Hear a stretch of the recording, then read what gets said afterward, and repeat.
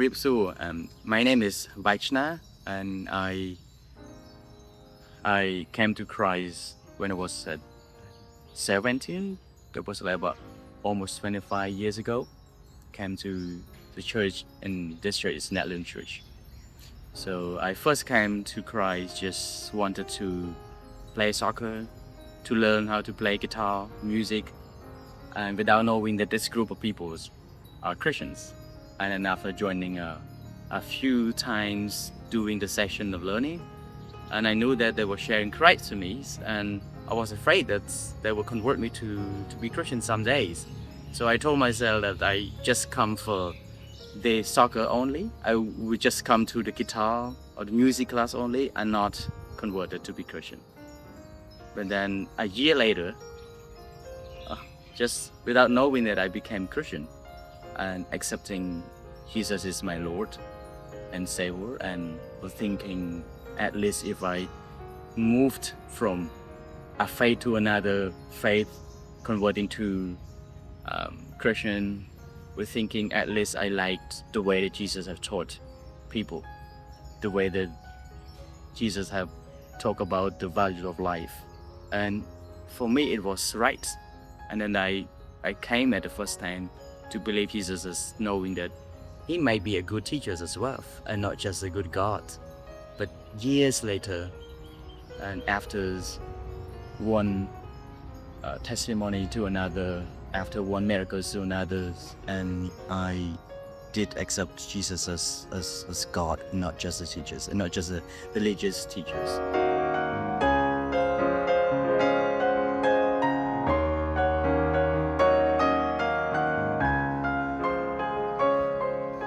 When I came to church for the first time, and we're seeing pastors or missionary by that time. We didn't have pastors. I was the first pastors in this church, first Khmer pastor actually. So when I was seeing missionaries speaking in the pulpit, I was thinking I should be there someday, without knowing what is the role of pastor. But at least it could be the head of this group for the first time. That was another motivation. And then when I came to know what Jesus teach about, the leader should serve people, and sacrifice for people, it became a little bit hesitated to be pastors. So it was hard for me to really decide to be a pastor until I pray for my father.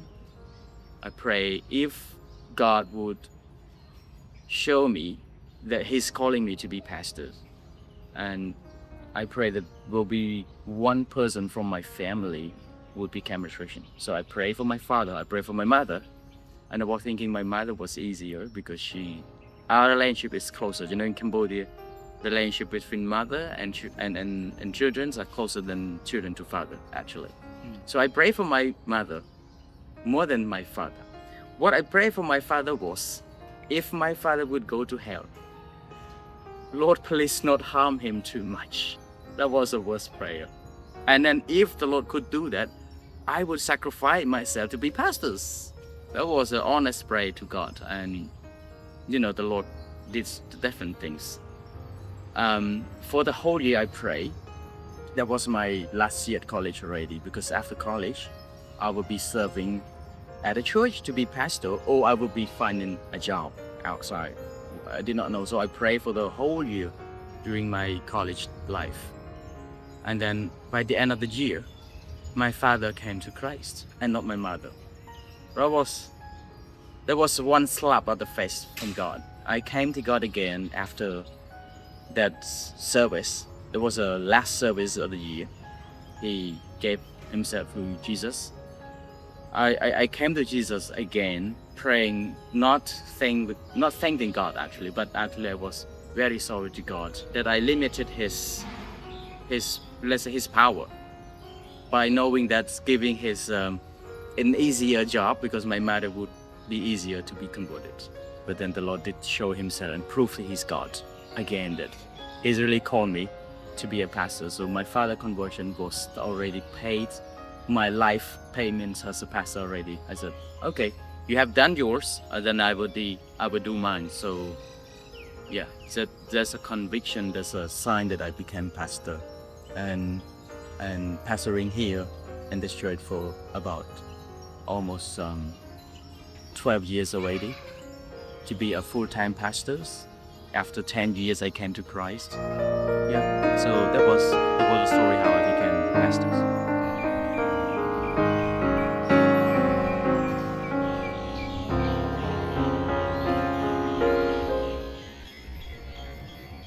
I did not. Well, I know that. Let's say I know that following Jesus, giving life to Him is not easy. And the reason why I picked up the book from the school, because I knew that I would come to a Buddhist country. I would come back to my country, which is a Buddhist country, and people trying to avoid pain, suffering. And when I saw the book, I said, "This is a calling. This is what we are calling for." So it's okay for me to read this and prepare something if suffering comes to me, or I could talk about suffering to others, and to get to know this is our journey of life following Jesus. So I did read the book the whole through. That was really touching to my heart. And then the books actually really prepared for me when I lost my daughter. And then it's referred me back to the books. And then this is what we are calling for. And it's just like two legs of left and right. So suffering and joy will just go together. Well, somehow I had prepared. If I didn't prepare for this suffering, I couldn't see if I still walking with the Lord today, if I would still be pastoring the Lord, the God's church today. I did not know. But because if it had to go through that suffering to be pastors, I would rather say no, if I knew it the first time. But then the journey has on. It was in the middle of the journey, and then something had prepared already. The book had read already, and then my daughter lost. And then I know that this is the way we are going through. So let's just thanks to the books also. It's actually a lovely, although Jesus have already told us in the Bible that we were going to suffer in, but the book really exaggerates more than that, not just a concept. And it also helps me to know that this is the life that we've gone through, that we tried to avoid before, and now we've gone through this, and then we still find joy. The joy that I could find from this suffering was my church member became stronger in faith, because we all believe that if we give our life to Jesus, if we give our full life to God, He will bless us. We believe this. And the blessing for us, we never go through suffering. Blessing for us is something going to be happy. And that's the only definition of blessed for us. But then when the Lord said He bless us, and then I still suffer, and that's another meaning. And it's not just a meaning now. I experience this suffering, but the Lord called it blessed for me. I was asking myself, this is how He blessed me? But somehow the church member would grow stronger and has their eyes open for the word, the definition of blessing. And it also helped them to grow stronger, because they would see even pastor would go suffering. So there is nothing that we can avoid suffering. And then it's also helped them not to confuse with when we serve God, God will pay us happiness. When we give a full life to God, God will reward us a happiness, and everything's going to go well. So they will never become like a pastor, because pastors give the life, and a church member never gave the life to Jesus. I mean, full life. They follow Jesus, but they cannot serve full time, let's say. So they never reach this kind of blessing. But then they I think they saw it in their own eyes that even pastor would already suffer. So they also prepare for this. I think this is a good thing that I can see, and it still helps me to walk with this. And you know one thing, I know my church member loves me when I go through suffering. So the book not just prepare me, but help me to experience. It was a very good. Um, if asking me if I want to meet it again, the suffering, I might say I don't want suffering, but maybe let's say it's okay to be suffering. Let's say Cambodian, even they became Christian, they're still afraid of suffering. You don't want. Well, I said everyone, not just Cambodia. Yeah, we don't want suffering. But then, knowing that suffering is a part of our journey with the Lord, what it helps us is that we're not scared of this. We are not avoiding this. We will find other hope.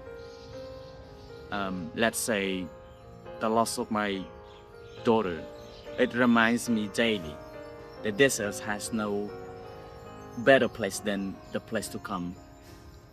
I want a place, I want a family, I want a relationship that never be broken. I want to have a place where we can live together and never breaks up by death. So knowing that this suffering, it reminds me that the promise of God is strong. I talk to my wife. We cannot find other God who promises a life with no suffering, a life with no death, a life with no brokenness. This is the only hope we find. So let's stick with this hope.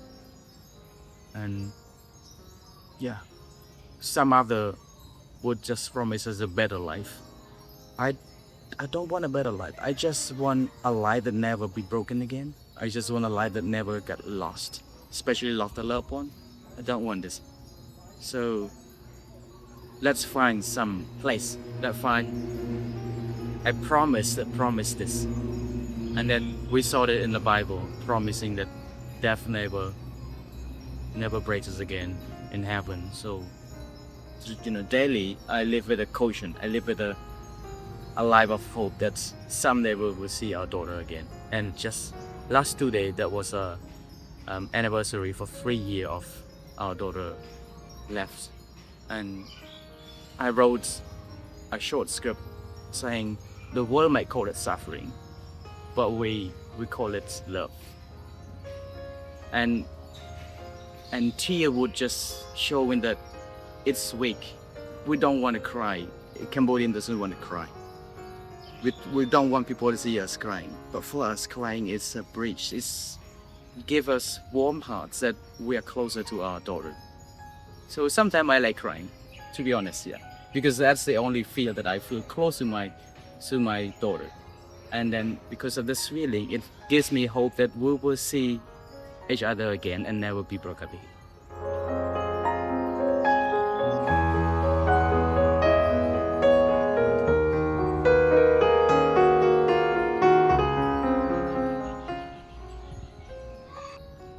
But when I decided to be pastors, I talked to my wife that there's only one thing I pray.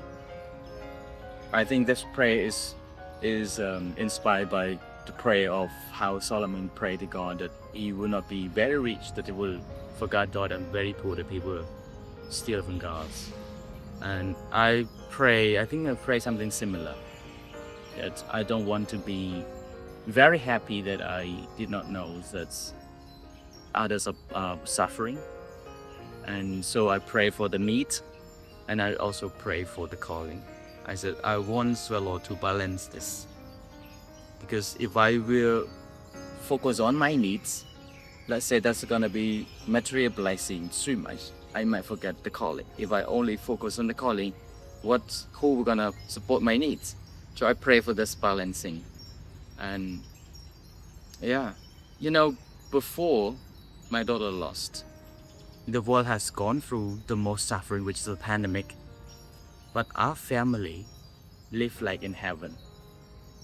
We have 4 of us together in the family. We walk freely. We were so happy. Everyone was quiet, so we can go as a family everywhere. Almost every evening, we went out. I think that was heaven for us. And then my daughter lost.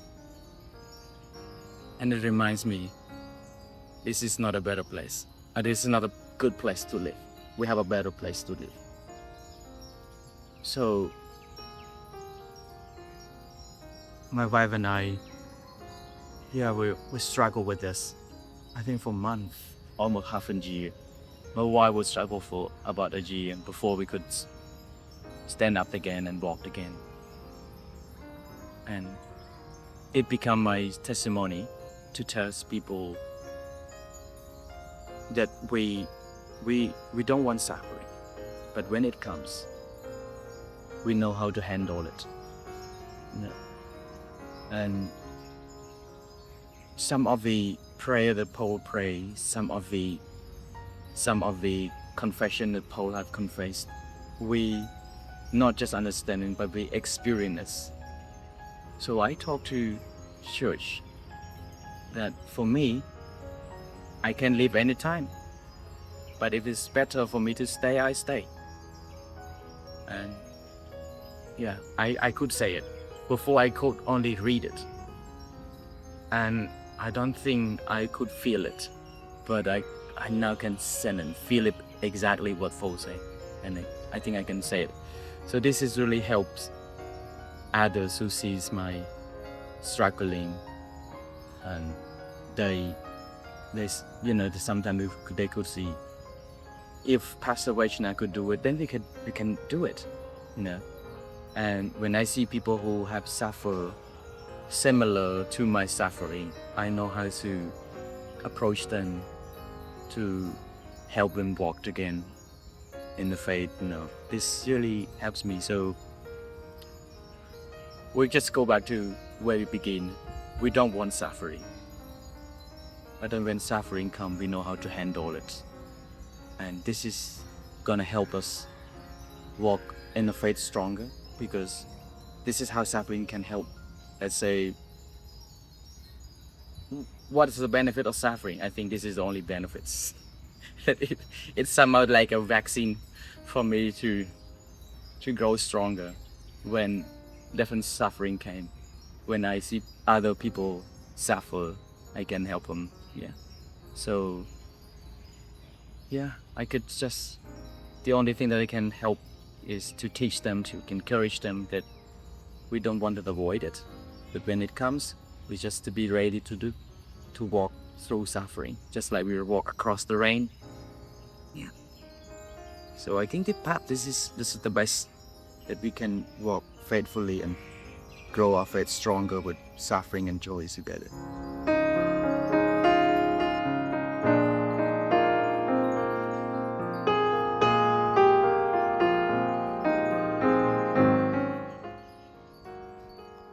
Talking about the church in Cambodia is quite big, but at least see a scoop that I could see. Started with my church. I've seen the number was not that big, but I can see their faith is growing, because they knew that God they are hoping for is not a God that will give them everything they want, but then this God would have something better than what they would think of. We don't want death, we don't want brokenness. It happens, it's really the reality for them, it's eyes opening. We got some member have passed before us, but then my daughter was having funerals at the church, close to everyone in the church. So for them, it's just like, it's an eye opening that this is God that we long for. This is a hope that we want to be happen. So this church has become growing bigger in terms of faith. And then we're seeing about church in this province, because I have connection with most of the pastors in the province, and for them, I think it's also helpful to prepare, to know how to evangelize people, and then to see the real example of a life of a pastor who been serving the Lord and now gone through this suffering. And what about us? What about members? What about others? what about those who are not really faithful to God? So actually they know how to, they have a message to talk to people.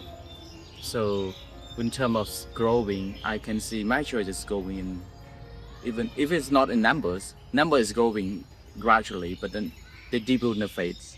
And with this province, it's also growing up. And I could see the overall it's growing. And they came to realize that life is not just about having what they want, but actually should not losing what they are having. And that how to prevent this losing is only hope for Christ, that we're not losing the loved one. FCC is a Fellowship Church of Cambodia. I've been with FCC since I came back from the Bible school. It was 2013. So up to now it's 12 years already. Involved with the leadership, let's say leadership role of FCC. But actually, every church planted by OMF missionary and some other churches would join together, and we became FCC. That was like more than, I think, around 25 years already. But I became a leadership role, which is about 12 years. When joining leadership role in FCC, I realized that unity is really important, and it's the hardest one to work on, because people tend to, they want to be strong, but then when it's stronger together, it's easily saying, but then it's really hard to embrace this one, because we'll try to gather churches to join together, and we want to have a church to see direction, which is a mission that God's called the church to be.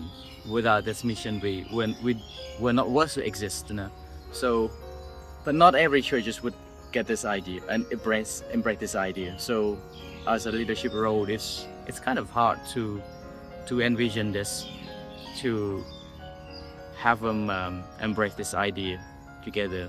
But thanks God for lately we have some other people who we've been friends together for years. They also been this leadership role. We got the same perspective, the same vision, and I could say FCC lately is going up, moving a little bit forwards, pointing to mission. So I call it mission is a church marathon, because not marathon. It's a church Olympics. We call it actually it's a faith Olympic, because we just put aside our denomination, put aside our perspective, but we just go for mission. So we just brings every church together. So this is what the role of FCC we wanted to try to join this, and thanks God. Yeah, lately we see the role of leadership. They try to work hard to bring together the church. We have about more than 20 churches together, totally in Cambodia. So we point them to mission. This is the Olympics for us. We want to join this. Yeah.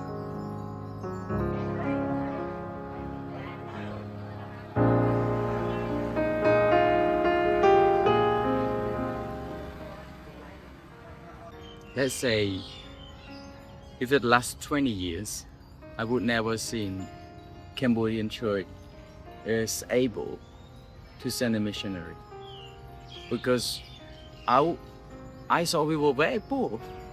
Our church member was about 10 or 15 members, and we were very in need. But then sending missionary.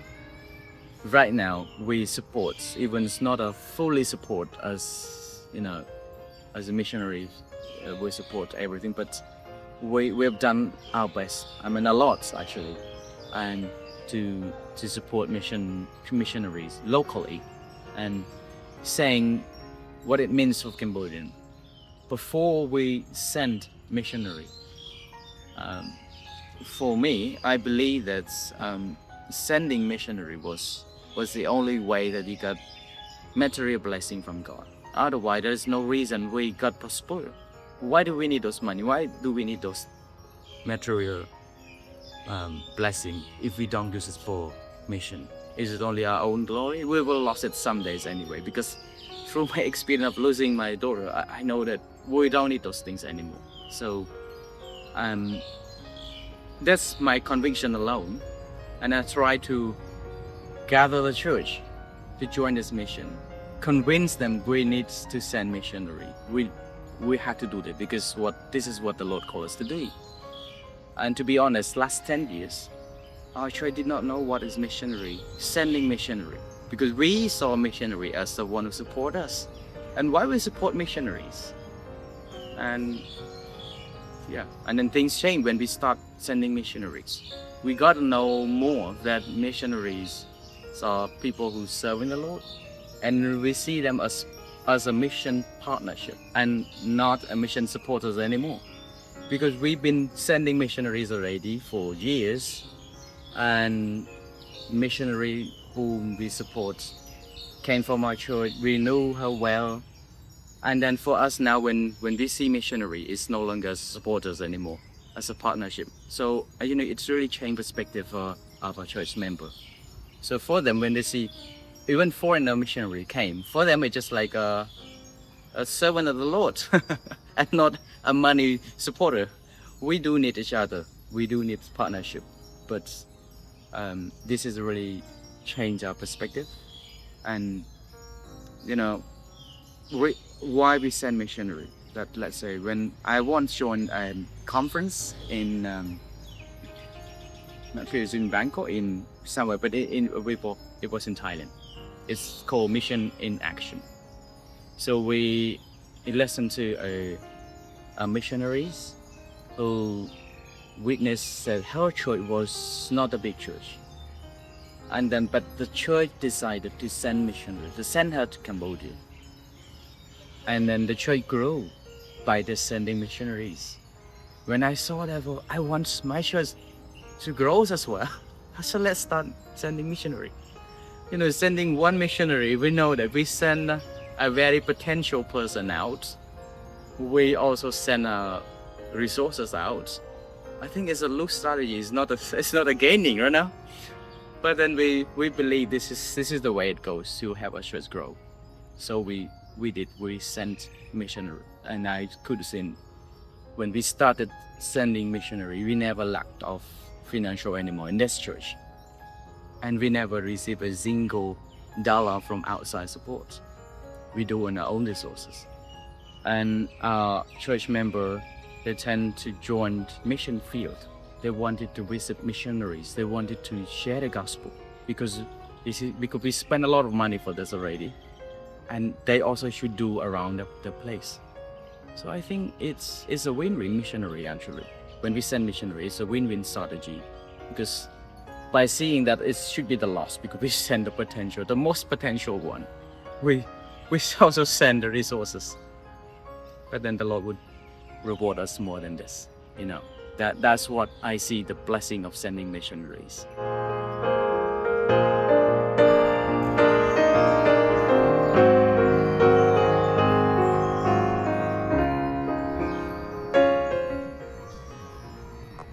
I think what we need most is a calling awakening, because most of church still fell asleep for mission. They would think mission is our church grow. So when our church grow is we have done good mission. And if one thing that I could ask for praying for Cambodian church is a calling for mission to be awakened. So the mission awareness should be done in the church setting. We don't have to go for mission conference.